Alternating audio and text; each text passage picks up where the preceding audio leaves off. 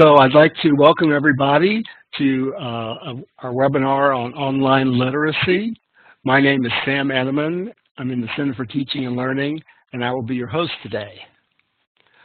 So before I introduce our presenter, just like to go over a few housekeeping items and some guidelines. So if you have any sound problems, look for the audio button in your in WebEx and run the wizard. If you need to leave temporarily, use the coffee cup icon in the emoticons menu. And if you have any kind of technical issues during the session, please call WebEx support. That number is 866-229-3239. And so if you want to ask any questions, of course, if you want, you can raise your hand to ask them using your microphone.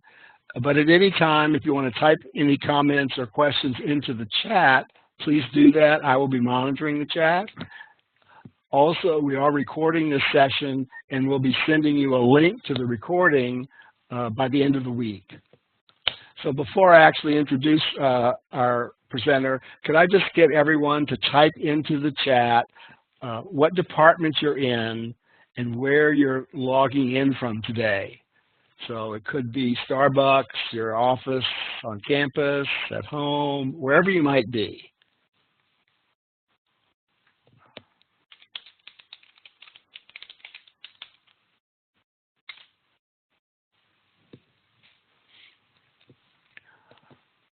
Okay, great. Thank you. So our presenter today is Kat Mahaffey from the University Writing Program. You can see what her topic is there, online literacy, understanding how students read assignments in Canvas. And Kat is the Associate Director of First-Year Writing in the University Writing Program. She researches online literacy and online writing instruction, and also serves as a Quality Matters Faculty Fellow in CTL here at UNC Charlotte. So please join me in welcoming Kat.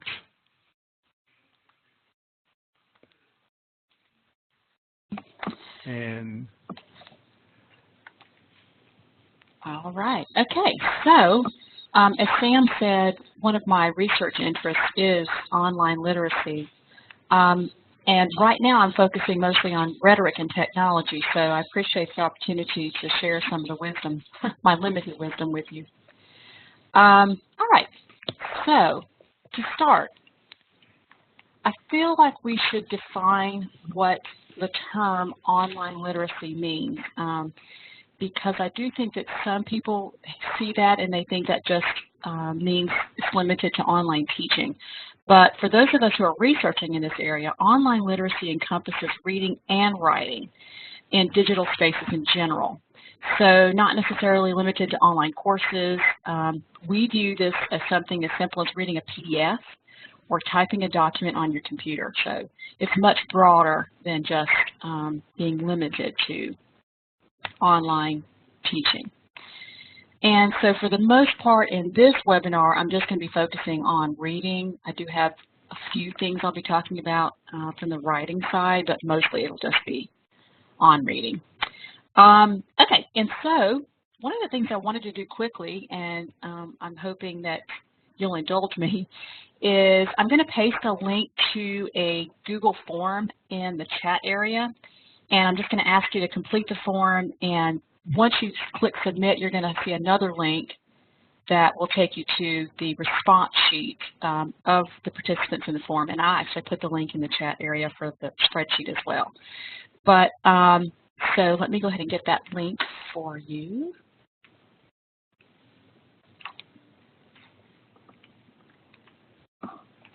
Okay, so if you just take a few moments to go to that link and fill out the Google form. And once you're finished with that,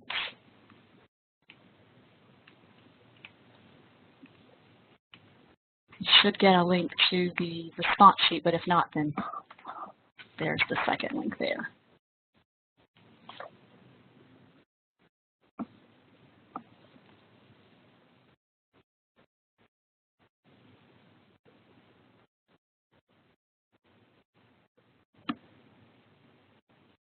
So is everyone seeing the forums and able to use the links okay?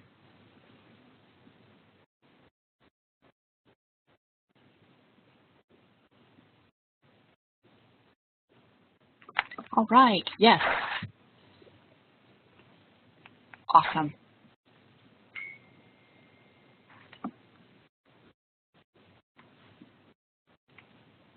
I am going to help that read. Okay, perfect, perfect. Interesting. We have a lot of the same answers. Yes. Okay. So you'll see that we all like to handwrite, column D. We all like to handwrite our notes in a meeting or workshop.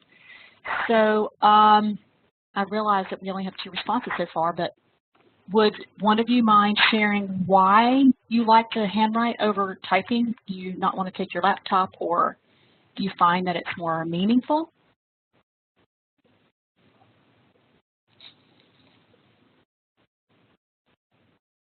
Okay. I find that if I write it, if I handwrite it in my notebook first, and then I like to go type it up afterwards, because I like to have it archived digitally, but I like to process it in print. And let's see. Yeah, so it looks like I'm the only one that really only likes to pleasure read digitally, so that's interesting as well. But okay, yeah, so some differences in column E to our responses. And I think my point here is just to show you that we kind of do all approach these things differently, and we sometimes say or think that our students are a one-size-fits-all, that they're all digital natives and that they navigate those digital spaces well, but some of them really do still like print. It hasn't gone anywhere. It's not gone away. So that was my larger point there, but keep this form open in your browser because we're going to go back to it later. But I'm going to take us back to our WebEx slideshow now, if you'll navigate back over to that way, so I can go to our next slide. Okay, so I just want to share some of the research that I've encountered that talks about digital reading, especially the differences between print and digital. So for starters, neurologists have found that we use different parts of the brain for digital reading. So most of us likely had traditional exposure to print text while we were developing readers. So it kind of makes sense that reading for us triggers a logical, analytical approach when we're reading in print. But digital spaces tend to trigger our more imagination and creativity sides. So that could explain why we seem more comfortable reading for pleasure on our e-readers than we are for our professional dense reading. So that's how I think most of my colleagues tend to share that same philosophy. Now, having said that, I suggest, now this is just me talking here, I would suggest that this is a conditioned response. So as I mentioned, most of us were taught to read in print and to write in print too, for the most part. So I think the more young people are exposed to digital text while they're becoming developing writers and readers, even the dense, complex ones, I think we're going to start to see a difference in the neuroscience. I'm just going to make that prediction now. But I think that's really interesting that, you know, we are using different sides of our brains. So that's important for you to keep in mind when you're yourself reading online or you're asking your students to. So another thing to consider from the research is this notion of twitch speed reading, and that basically refers to, like it sounds, to the tendency in digital spaces to read only for surface understanding. So if you're like me and you read most of your news online, I personally love the Flipboard app. But you might find that you're really getting good at skimming articles, trying to figure out what the big picture is, what the story is, and you might slow down at some points, but for the most part, we have become skim readers in our online consumption, especially news consumption. So in a lot of ways, this is really good benefit to us because it allows us to consume a lot more information than we ever could if we were reading a print newspaper from cover to cover, because it's just one document. But we can read multiple articles across multiple platforms really quickly now because of our tendency to do this twitch speed. But as you might imagine, when this becomes a habit, and it has for some of our students, it does become a problem when we're trying to get them to read critically, and because that does require a lot of focus and patience. Okay, and so from a writer's perspective, I love this little table here because it kind of, I think, encompasses, I'm actually a blogger, and I think it encompasses what we try to do when we're writing in digital spaces as well. So online readers have a lot of choice. And so online writers are compelled to market themselves basically for expediency and usefulness because they know that readers want things to be really concise and they want it to be user-friendly. And so we have this whole notion now of followers, whether it's a blog or even your Facebook page or whatever. And you know you can lose a lot of your followers if you aren't cranking out some highly relevant material on a regular basis. So in the end, my point is that writing itself becomes less critical and less has less depth. So that's often, but not always, I guess, when it does go online. So okay, so this is some of the research overview in how we read differently in print versus digital. But let's talk about some solutions now. So the first thing that we're doing is what we're doing right now. We're talking about it. We're becoming aware of this issue. That's the first thing. The second thing is that we do need a lot more research. I'm a member of an organization that's on a mission to expand this whole research on online literacy. It's called the Global Society of Online Literacy Educators, or GSOL. And we offer both formal and informal spaces for research. So I'm going to put the link to our website also in the chat here for you. And if you want more information on that, we welcome all types of research, just anything. And some of it, like I said, can be very informal, just here's an assignment I'm doing in my classroom. So if you're interested in that, you can go visit that. But the next two things I'm going to talk about, the next two bullets I'm going to talk more in depth about, there is a revival in writing studies, comp studies, whatever you want to call it, for teaching writing. We're trying to go back to the basics and start to teach students writing even in higher ed. And that's largely because of what we discovered through the research about digital reading that I've already shared. So we're finding that in general, our students need a lot more reading instruction. And just like their writing development needs many of us to touch on that, many instructors, many different spaces and contexts where we're challenging students to enhance their writing, we need to be doing that with their reading as well.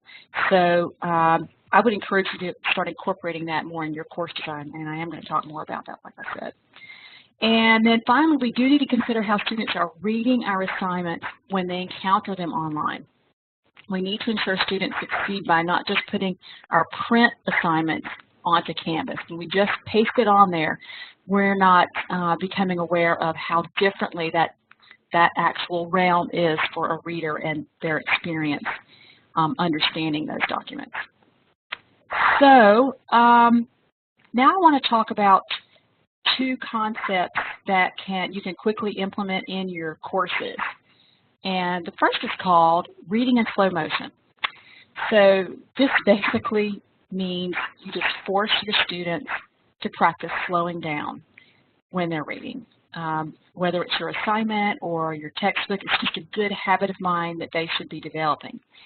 So one thing that has been pretty successful for some of my colleagues is to take your assignment and put it into a Google Doc and then allow all of your students to have access to comment on the Google Doc. And that way they can ask questions or kind of highlight something and say, hey, this is how I'm interpreting this part of the assignment. And so this is really good for them, but it's also good for you because it helps you know which parts of your assignment might be unclear. But it is a really good activity having them just slow down and be more analytical about what they're reading, rather than just bombarding you with questions about what an assignment means. The other thing is, there's a caveat to this one, but you can teach students that if they're having trouble focusing on any kind of reading activity, if they have access to changing the font in that document, that has been proven to really help with comprehension. So I will say that I don't recommend that anyone put an uncommon or hard to read font on on Canvas when they post their assignment, because you do need to be thinking about accessibility and universal design. I'm going to talk more about that in a moment. But you can teach your students to do that as a way of being taking charge of their own reading activities. Okay, so now if you came late to our to the webinar, I'm going to repost our Google form link that you can fill out so that you can join us back online on our spreadsheet. So there's the Google form. If you'll fill that out, when you click submit, you'll get access to the spreadsheet with all of our responses. So what I'm going to do now, though, is I'm going to show you two different passages. It's actually one passage in two different fonts. And I'm going to ask you to use whatever timer you have that's handy and just time yourself reading the two passages. And then just post on our shared spreadsheet how much time it took you to read the two passages. So one is in Arial font, and the other is in monotype cursiva, which has been researched to be a little bit more difficult for students to read or for anyone to read. And it just helps you understand. The comprehension is enhanced when you do that. So I'm going to switch over to the next slide, and it has the two excerpts for you to read. And I'm just, again, going to reiterate the instructions here. So you're just going to time yourself reading the two passages and post to our spreadsheet what your times were. Or you could just post it in the chat area. I'm fine with that as well, just so we can kind of see what we're doing. Okay, so I'm just going to change the slide over and give you a few minutes to read.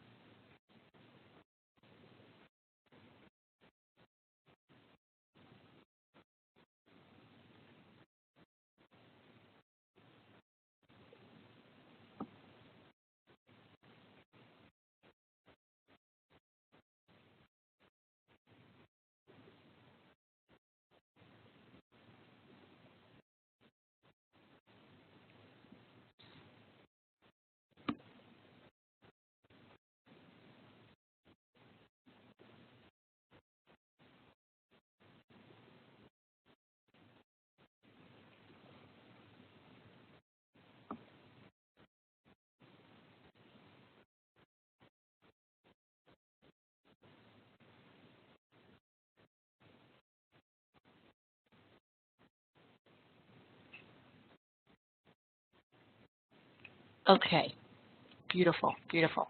All right, so it definitely looks like it took you all a little bit longer to read the monotype cursiva excerpt. Do you think that your understanding, if anyone wants to share, was your understanding a little bit better the second time? I realize it was the second time, so that could have been an impact. But hopefully you can see that that is a good way to slow your brain down and your thinking down as well, so that you can comprehend it a little bit better. I don't know. I'm just going to pause and see if anyone wants to share. You can unmute your mic and share verbally, or you can post something in the chat. And I would say that if you do post in the chat, please make sure that the send to is set to all participants so that we can all see it. Thanks.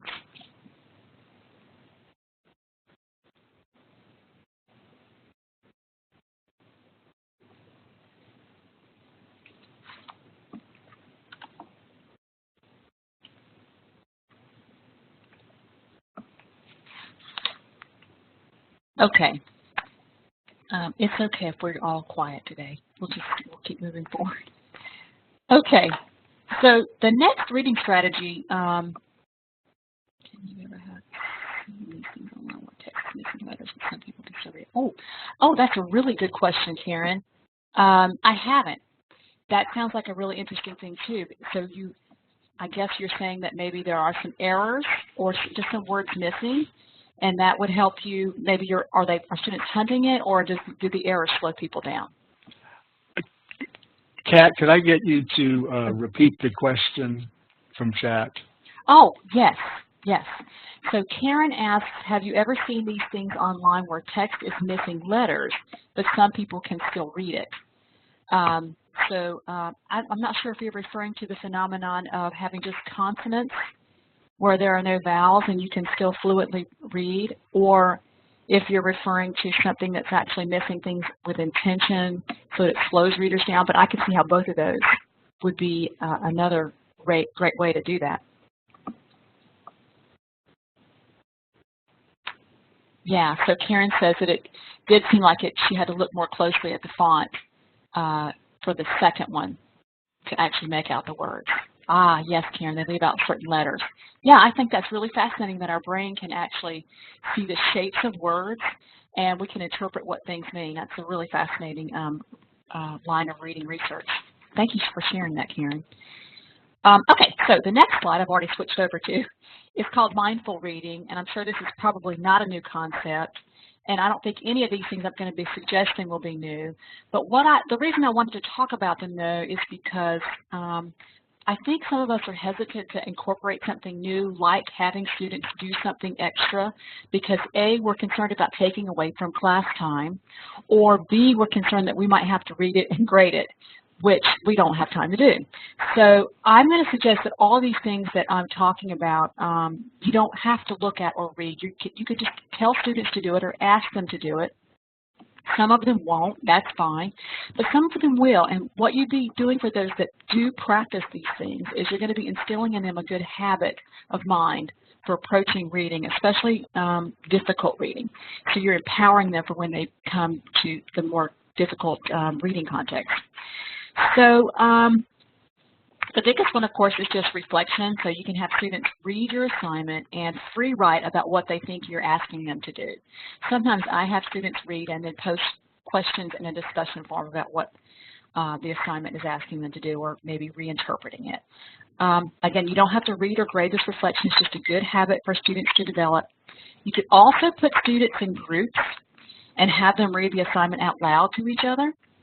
And I think this, because reading out loud, I tell my students a lot, and you've probably heard this as well, that before they turn in a final draft to me, they should read it out loud to themselves or have someone else read it out loud to them, because that's when you pick up all those surface errors that your brain compensates for when you're reading silently.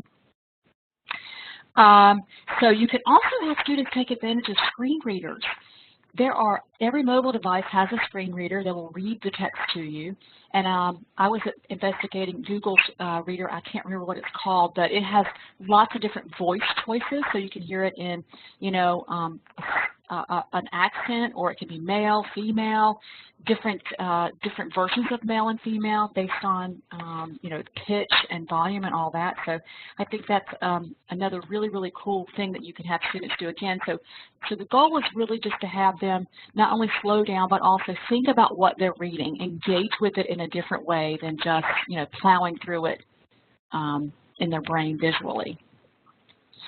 Okay, so the next one is to have students read something. It can be an assignment. I can recommend it for an assignment or just any homework exercise. Have them read it multiple times. And you can have them document this in different ways, or, like I said, just ask them to do it and see if they do. But so you can have them practice the different things that we've talked about. They can have it just, first of all, go through and skim for the big picture. What is the word count in this assignment? Or, what is being valued in this assignment? What are you being asked to do? And then, go through it a second time and read a little bit more deeply. And then maybe the third time, go one more step deeper, maybe breaking down the assignment into steps, not only for themselves, but for you as the teacher to see how they're interpreting how to navigate your assignment. Can be a really interesting thing, because I've noticed sometimes that I'll say that they'll pull out things that I think are less important, and they'll focus on things that are maybe things that I don't want them to really be hampered down with, rather than really engaging with the parts of the assignment that I think are most important. It just helps tease all that out. And then maybe the last thing, they can close read for a class discussion about the assignment. And I do like to have discussions because I do firmly believe that discussing a reading is another way to help students process at a more analytical and deeper level what they're reading. So, okay, so next. From our end, the instructor end, we can just simply write better assignments. I already mentioned that if you're just pasting your print assignment into Canvas, then that is not honoring that digital realm. That's not using technology as best we could. Now, one of my go-to scholars is Beth Hewitt, and she published a book in 2015 called Reading to Learn and Writing to Teach. It's just so good. I've referred to it a lot, even just today, but in general I refer to it a lot. It has a wealth of insights into all this stuff that I've been sharing. And here are 3 of her tips for ensuring that students understand, and of course our main goal is to have them successfully complete our assignments, right? Now, her first one is, to basically make sure that your assignments are easy to read. Now, this is not suggesting that you dumb down your assignments. That's not suggesting that at all. It's really more about clarity. Easier to read just means more reader-friendly. So don't interpret this as any way as her suggesting that you should dumb anything down. And she does think we should all be conscious of navigating the spaces between writing for our discipline and writing for our students. We sometimes get really bogged down and ingrained in our disciplinary writing, which is a much different experience for us as readers and writers than it is for our students. They're just not there yet for the most part. So just being conscious of that is one of her tips. And then, just kind of piggybacking on that first bullet, she does think it's important, it's very important that we give students complicated reading, and we ask them to navigate through it, and we ask them to struggle with them. I'm all about that as well. But they should not struggle with our assignments because, again, the goal is for them to be successful. So you can have a highly critical assignment, but the assignment description does not need to be so difficult that students cannot have to struggle with interpreting it rather than actually fulfilling the assignment and completing it. And so finally, I want to put a plug in for universal design. I am certified in universal designing. I got that certification here on our campus through our Disability Services Office. And I would encourage you all as instructors to incorporate universal design in your assignments and your online activities at all times. And I am a proponent for us to teach the basics of universal design to our students. And just the basics of it. So the biggest thing is to use the preset styles when you're formatting your Canvas assignment or your documents in Google Docs or in Microsoft Word. And basically that means if it's a title, it should be formatted as a title in the style area.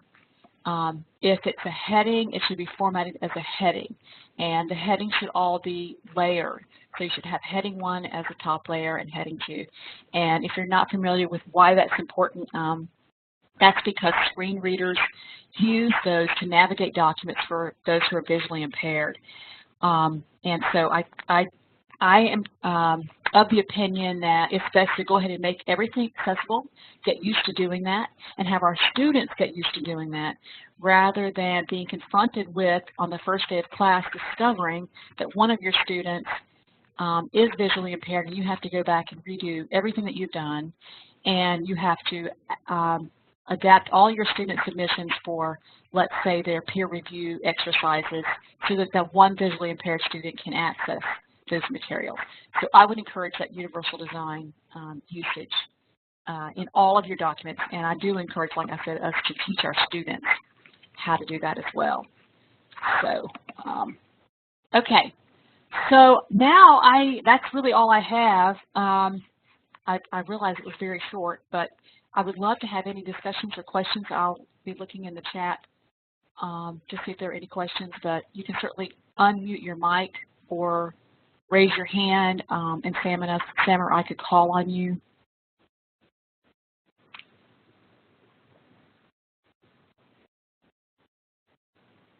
I do see that Sam has added a link to Beth Hewitt's book. It is just so good. It's not that long.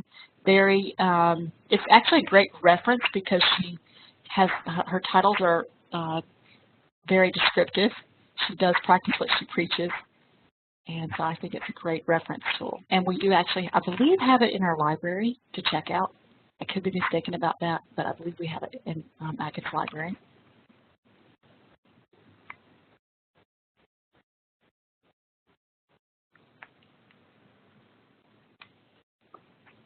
Okay, so Karen asked, could you give any examples of the errors instructors make in writing assignments other than writing to their discipline? Yeah, okay. I think one thing that we tend to do is we have a blank slate. It's a wall of text, and there are no bolding, there are no font size changes, there are no italics. I think I like to use colors because that helps you emphasize what's important. So I will go through and highlight, you know, when I'm having a description for an assignment, I will actually in bold, you know, highlight what's really important in that sentence that I'm saying. So if I'm saying you're going to read chapter 2 of our textbook, and then you're going to analyze the audience for the article. So I might bold, put in bold, analyze the audience so that they can kind of see that's the most important thing in this description. And if you get into the habit of doing that, they become conditioned to look for that, and it helps them tease out what things are more important. And that actually is an understood practice in digital realms that you do. You can use colors. Now, according to universal design, if you use colors, you should also use bold or italics because screen readers don't read colors. So, you know, I like to do color and bolding or color and italics. Or underlining is also another good thing you could do because screen readers do pick up on the underlining as well. I hope that was helpful. And I do break up text as well. I like to use, I do a lot of headers in my assignments as well. So that way, you know, they can actually scroll through it. And I am huge on Google Docs because I really like to insert table of contents in most of my assignments, and my syllabus comes with a table of contents. So when you use those style headings, you can insert a table of contents, and students can quickly navigate that. When they go back to it multiple times, they can quickly say, okay, what was the grading policy again? They don't have to scroll all the way through your assignment sheet or your syllabus. They can just go right to the area that they're concerned with. And I'll just put a plug-in for having students do that. My students, when they submit their assignments, I realize I'm diverging here, but when they submit their assignments in Canvas, they only submit a URL, and it's the URL for that particular assignment. It's a link from their table of contents to that heading in their Google document. And it's tricky. They struggle with it at first, but they come away from my class being able to navigate the universal design concepts of a Google Doc quite proficiently. And I'm really proud of that. And it's really easy to do, and I'm really happy to share. I have lots of little tutorial videos, which I'm going to enhance because Sam taught me some great video tools. But I'm going to enhance a lot of those little tutorials that I'm happy to share. I have a YouTube channel with a lot of that stuff on there if you're interested in incorporating that. I do notice that Sam says the Hewitt book is not in our library. Darn it. Okay, I have a copy I'm willing to lend. I don't think it was very expensive, but I know Sam put a link in there, so I still do highly recommend that. Another really good book I recommend is John Bean's Engaging Ideas. He also has a lot of great resources in there for teaching reading and writing. Mostly writing, but he does, of course, talk about critical reading in there a lot. Thank you, Karen. You're very welcome. I'm so glad that you came today and got something out of this.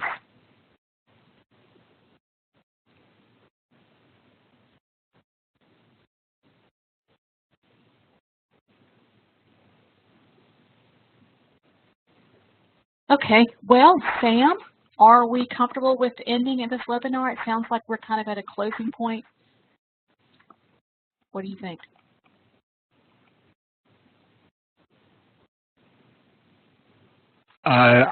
We can, sure. But before everyone leaves, let me just... So thank you, Kat, for a pretty thought-provoking and interesting presentation. Before I let you go, I'd like to just share with you some virtual desserts. It's not quite lunchtime. I'm a strong believer in having dessert first because you just never know what's going to happen. So maybe if you'd like to type into chat which of these desserts is your favorite one, please do. And while you're doing that, I will just share with you our last two webinars of the semester. They're both next week. So one of them is going to be presented by Heather Bastion, the first one, from communicating across the curriculum on developing and facilitating peer review. And then we have on the 16th, Justin Carey, I believe also from the writing program, who's going to be talking about the power of embeddable content in Canvas, how you can basically embed all sorts of other material from all sorts of different websites right on a Canvas page or somewhere in Canvas. So we invite you to check out those webinars.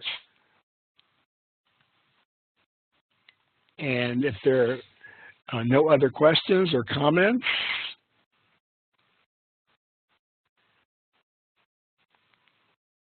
then just in closing, just thank you for attending, and a reminder that we will be posting the link to the recording either the end of this week or next week. So thanks again.